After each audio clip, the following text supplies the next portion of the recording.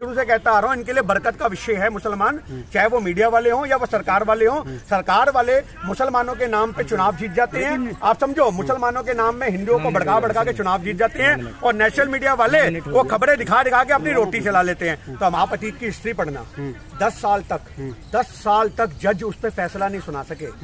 आज जजों की कलम कांपती थी, जजों ने उसके फैसले दिए। बट अतीत के मुद्दे पे हम एक ही बात कहना चाहते हैं, आज अंत बदमाशों का गोली से ही होता है। कोई भी बदमाश नेचुरल मौत नहीं मरता, और किसी भी आदमी को अतीत का समर्थन नहीं करना चाहिए। मुसलमान अपराधी होगा तो नेशनल मीडिया में 24 घंटे हाईलाइट चलेगी, आप समझो। कोई हिंदू अपराधी होगा तो नेशनल मीडिया उसको दबाने की कोशिश करेगी। इनसे अतीक, अरे यूट्यूब खोलो अतीक, आप इंस्टाग्राम खोलो अतीक, आप रील चलाओ अतीक, आप फेसबुक खोलो अतीक, आप नेशनल मीडिया चलाओ अतीक, रात को 12 बजे चलो अतीक, आज तक पे चलाओ अतीक, जी न्यूज पे अतीक। अरे भैया, इन चैनलों वालों की तो रोटी चल रही है मुसलमानों के नाम से। और आपको एक बार फिर बता दूं, मुझे जहां तक पर्सनली लगता है ये बहुत बड़ा षड्यंत्र था।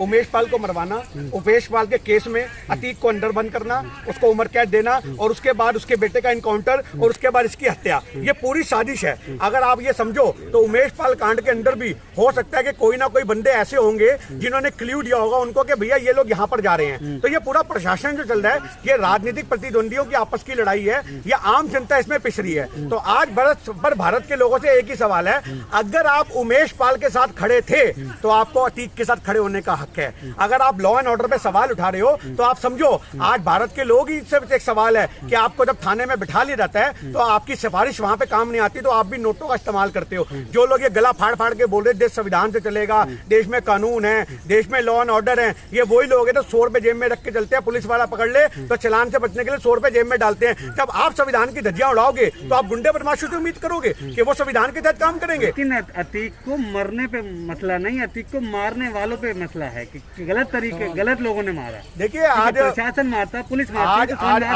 आज एक छोटी सी बात को आप याद रखना, आप अतीक की हिस्ट्री पढ़ना, 10 साल तक जज उस पर फैसला नहीं सुना सके।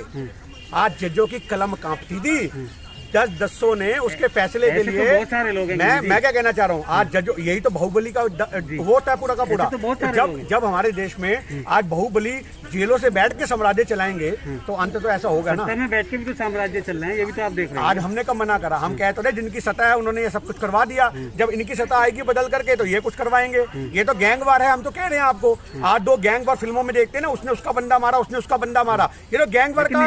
लोकतंत्र और संविधान का तो दम निकल रहा है। देखिए, लोकतंत्र और संविधान को मजबूत करो ना, क्यों नहीं करते? उससे सिर्फ एक किताब और संविधान, सुन लो, आज संविधान को आप एक किताब बना के रख के बैठे हुए हो। संविधान को चलाने वाले हाथ गलत हैं। ये तो हम नहीं कहते, बाबा साहब कह के गए हैं कि भैया जो मैं किताब लिख रहा हूँ और अगर इसको चलाने वाले हाथ गलत होंगे तो आप समझो क्या क्या होगा देखने को। आज हमारे देश में संविधान चलाने वाले लोग तानाशाही का जो इंतजाम है वो ज्यादा कर रहे हैं। आप समझो इस बात को। गिनी जी, संविधान को क्या स्कूल के सिलेबस में शामिल किया जाना चाहिए, इस पे आप क्या कहना? देखिए, आज एक छोटी सी बात है, जो आर्ट्स पढ़ने वाले बच्चे हैं वो जरूर पढ़ते हैं। संविधान की नॉलेज तो आपको पता होना चाहिए कि हमारी सिविक्स की जो किताब होती है उसमें छठी से लग जाती है, छठी से बच्चों को मिलता है। पर आज स्कूल वालों को चाहिए कि उनके लिए स्पेशल लेक्चर तैयार करे जाए, स्पेशल सही तरीके से बोर्ड लगा करके उनको अच्छे तरीके से संविधान की जानकारी दी जाए, बच्चों को पता हो। आज 12वीं पास बच्चे को ये नहीं पता होता राष्ट्रपति का कार्यकाल कितना है, उसका चुनाव कैसे होता है। आज भारत के लोगों का गली गली सर्वे कर लो, वो ये सोचते हैं कि राष्ट्रपति भी चुना जाता है, आज वो प्रधानमंत्री भी चुना जाता है, जबकि हम लोग MP चुनते हैं, प्रधानमंत्री नहीं चुनते।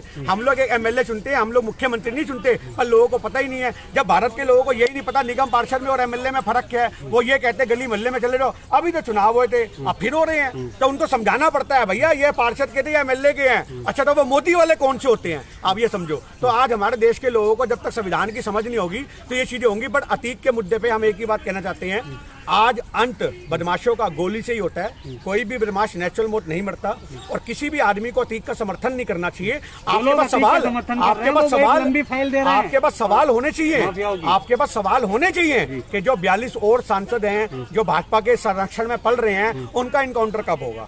आप सवाल ये करो। आप लॉ एंड ऑर्डर की बात कर रहे हो तो लॉ एंड ऑर्डर तो यूपी के अंदर उसके बाद 2 दिन में देखने को मिल गया। एक छात्रा को गोली मार दी गई, आप समझो इस बात को। एक 11 साल की लड़की का उन्नाव के अंदर पहले थोड़े समय पहले की बात है, 6 महीने पहले की, 11 साल की लड़की का बलात्कार होता है और वो 11 साल की बच्ची माँ बन जाती है और उन जमानती मिल जाते हैं उन लोगों को। आप समझो, उन 5 मुजरिमों को जमानत मिलती है और जमानत में आने के बाद वो उस लड़की के घर में आग लगा देते हैं, जिसमें लड़की भी जल जाती है और उसका 7 महीने का बच्चा भी जल जाता है। तो आप समझो इस बात को, वो मुद्दा नेशनल मीडिया पे क्यों नहीं है? क्योंकि नेशनल मीडिया भी धर्म देख के आग लगाता है। आप समझो, अगर कोई मुसलमान अपराधी होगा तो नेशनल मीडिया में 24 घंटे हाईलाइट चलेगी। आप समझो, कोई हिंदू अपराधी होगा तो नेशनल मीडिया उसको दबाने की कोशिश करेगी। आप समझो, आपको पता होना चाहिए 13 अप्रैल को, मैं आपको खबर दे रहा हूँ, मेरठ की खबर है, 13 अप्रैल को 2.5 लाख का इनामी बदमाश आदित्य राणा मेरठ में ढेर कर दिया गया पुलिस के द्वारा। क्या नेशनल मीडिया में वो खबर चली? क्यों? क्योंकि उसके नाम के आगे राणा लगा था। तो आज ये लोग कहते हैं कि देखो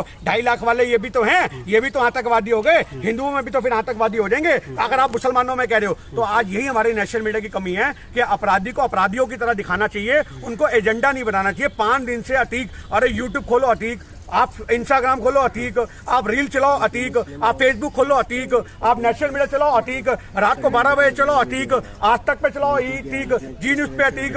अरे भैया, इन चैनलों वालों की तो रोटी चल रही है मुसलमानों के नाम से और गवर्नमेंट की सरकार चल रही है। मुसलमान इनके लिए, मैं शुरू से कहता आ रहा हूँ, इनके लिए बरकत का विषय है मुसलमान, चाहे वो मीडिया वाले हों या वो सरकार वाले हों। सरकार वाले मुसलमानों के नाम पे चुनाव जीत जाते हैं। आप समझो, मुसलमानों के नाम में हिंदुओं को भड़का भड़का के चुनाव जीत जाते हैं और नेशनल मीडिया वाले वो खबरें दिखा दिखा के अपनी रोटी चला लेते हैं। तो हमारे देश में जब तक मुसलमान लोगों की रोजी रोटी का जरिया बना रहेगा, वो टारगेट पे रहेगा। लेकिन लगातार कई दिन से अतीक का मामला सुर्खियों में है, वहीं पुलवामा का मामला एक तरह से दबा दिया गया है, इसे कैसे देखिए, सत्यपाल मलिक के जो व्यक्तंगे निकल के आए उनका स्वागत करते हैं, पर उसी समय क्रॉस क्वेश्चन खड़ा करता हूँ कि आज कहीं ना कहीं सत्यपाल मलिक इसके लिए जिम्मेदार नहीं है। आज सारे लोग ये तो कह रहे सत्यपाल मलिक ने खुलासा कर दिया, राजनीतिक पार्टियों ने निकल के प्रदर्शन भी करना शुरू कर दिया, धरने प्रदर्शन हो रहे हैं, जांच की मांग हो रही है। अरे 2019 से हम तो जांच की मांग कर रहे थे कि भैया जांच होनी चाहिए पुलवामा की, इतना बड़ा हादसा हुआ, 300 किलो आगे कहाँ से आया। और अगर ये कहते हैं कि उन्होंने एयरक्राफ्ट मांगे थे और सत्यपाल मलिक कहता मुझे बोल देगा चुप हो जाओ,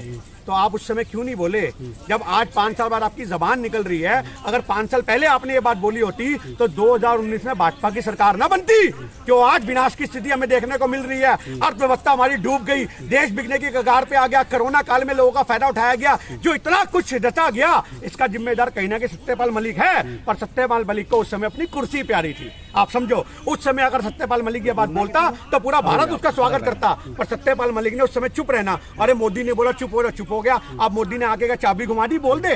आप समझो इस बात को, आज भी तो अपने मन की बात बोल रहा है, तो आज लोग तेरे को घेरेंगे कि अपने राजनीतिक फायदे के लिए बोल रहे हैं। कहीं ना कहीं तेरे को कुछ मांगा होगा, तूने मांगी होगी राज्यसभा भेजो, मुझे कोई और पद दे दो, मुझे आगे बढ़ाओ, और तेरी वो डिमांड पूरी नहीं हुई तो तू आज खुलासे कर रहा है। बेशक सच्चाई यही है जो सत्यपाल मलिक बोल रहा है, सच्चाई बिल्कुल यही है कि पुलवामा में जो साजिश रची गई थी उसके लिए पूरा रक्षा मंत्रालय, उसके लिए मोदी सरकार जिम्मेदार है। पर आज मुद्दा ये होना चाहिए कि उस समय जबान बंद क्यों रही?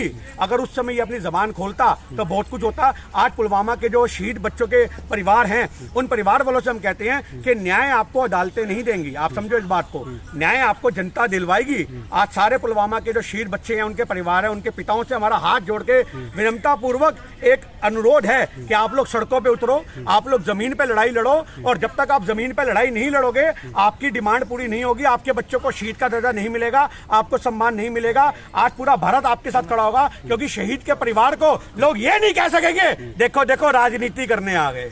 तो आज सोचने की बात है, चाहे कांग्रेस पार्टी हो या देश के बाकी आवाम के लोग हो, जब जब वो जाएंगे तो लोग कहेंगे कोई ना कोई संगठन वाला होगा, रोटियां सेकने के लिए आया है। पर जब शहीद के परिवार सड़कों पर निकल के आएंगे तो पूरा भारत उस झंडे के पीछे चलेगा और उसका हम सम्मान करेंगे।